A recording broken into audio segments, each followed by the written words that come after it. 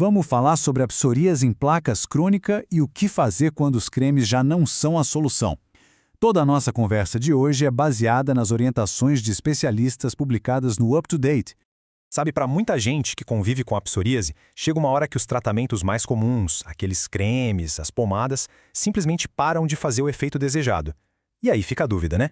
É aí que entra a necessidade de uma terapia mais avançada. Mas como saber que chegou esse momento? Olha só, os critérios são bem claros. Não é só sobre a porcentagem do corpo que está afetada. Pensa bem, ter lesões no rosto, nas mãos ou no couro cabeludo impacta muito o dia a dia, né? E tem mais, se começar a aparecer dor ou inchaço nas juntas, isso é um sinal de alerta gigante para a artrite psoriásica. E claro, se os cremes simplesmente não estão mais funcionando. Ok, então quando fica claro que os tratamentos de passar na pele não dão mais conta, a conversa com o especialista geralmente segue por dois caminhos principais. De um lado, a fototerapia, que é um tratamento com luz. Funciona super bem para a pele, mas exige uma dedicação com várias sessões por semana. E um detalhe importante, ela não trata a artrite psoriásica. Do outro lado, a terapia sistêmica. Aqui a gente está falando de medicamentos, comprimidos ou injeções, que agem no corpo inteiro. E essa é a grande vantagem se as articulações também estiverem afetadas. Vamos entender primeiro como funciona essa tal de fototerapia. O tipo mais usado se chama UVB de banda estreita. Pensa assim, é como se fosse uma luz filtrada, super específica, que consegue conversar com as células da pele para diminuir o crescimento acelerado e acalmar a inflamação. É uma técnica bem estabelecida, segura e que funciona. E uma decisão super importante sobre a fototerapia é onde fazer.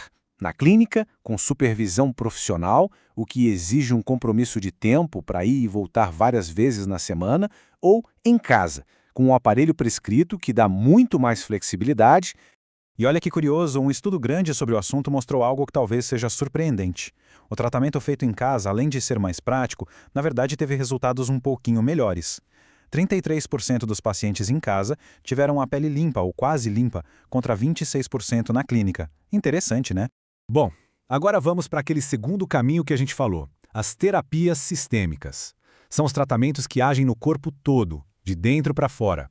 E aqui a gente entra numa era realmente nova da medicina com os medicamentos biológicos. Eles são uma classe super poderosa de remédios feitos a partir de células vivas. É quase como uma terapia-alvo, sabe? Eles foram projetados para encontrar e bloquear pontos bem específicos do sistema imunológico que estão causando a inflamação da psoríase. Foi uma verdadeira revolução. Esses biológicos são agrupados em classes. Os mais modernos e que geralmente são a primeira escolha hoje em dia são os inibidores de IL-23 e de IL-17. Eles são super eficazes com a vantagem de que os de IL-17 costumam ter uma ação mais rápida.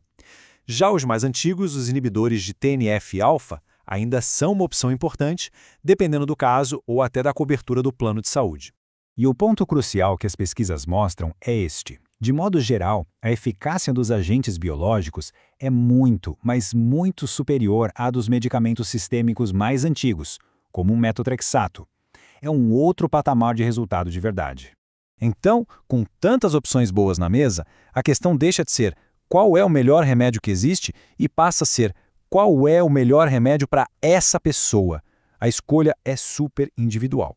E um dos fatores que mais pesa nessa decisão é a presença ou não de dor e inchaço nas articulações.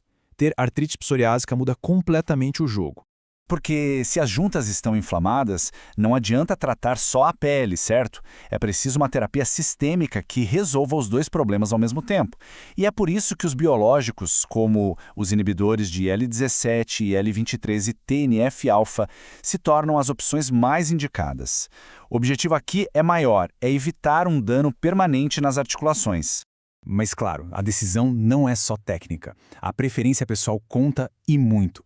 Tem gente que se adapta super bem a uma injeção, que pode ser a cada 2 semanas ou até a cada 3 meses, e tem gente que prefere 1000 vezes tomar um comprimido todo dia. E para quem prefere comprimido, o leque de opções também é bom. Tem os mais novos, como o Apremilast e o Deucravacitinib, com perfis de segurança bem interessantes. E tem os mais clássicos, como o metotrexato. Cada um com suas vantagens e desvantagens em termos de eficácia, custo e o que precisa ser monitorado. Certo, decisão tomada, tratamento iniciado. Mas a história não acaba aí. Na verdade, é o começo de uma nova fase, uma jornada de acompanhamento. Geralmente, Os primeiros meses são o período de teste. Entre 3 e 6 meses é um tempo razoável para saber se o tratamento está funcionando como se esperava. A partir daí, junto com o médico, define-se se continua como está, se faz algum ajuste ou se precisa mudar a estratégia. E se não funcionar? Bom, aí é preciso entender o tipo de falha. Existe a falha primária, que é quando o remédio desde o começo não fez efeito, e existe a falha secundária, que é quando o tratamento funciona super bem por um tempo, mas depois de meses ou anos ele começa a perder a força. E saber diferenciar isso é fundamental, porque a estratégia para cada caso é diferente. Se a falha for primária, geralmente se troca por um biológico de outra classe. Agora, se a falha for secundária, às vezes só trocar por outro remédio da mesma classe já resolve. O mais importante é saber que sempre existe um plano B, um caminho a seguir. No fim das contas, ter todo esse conhecimento em mãos serve para uma coisa: tornar a conversa com o profissional de saúde muito mais produtiva. É sobre chegar no consultório com as perguntas certas, entendendo as opções, para que juntos a melhor decisão seja tomada e um novo capítulo possa começar.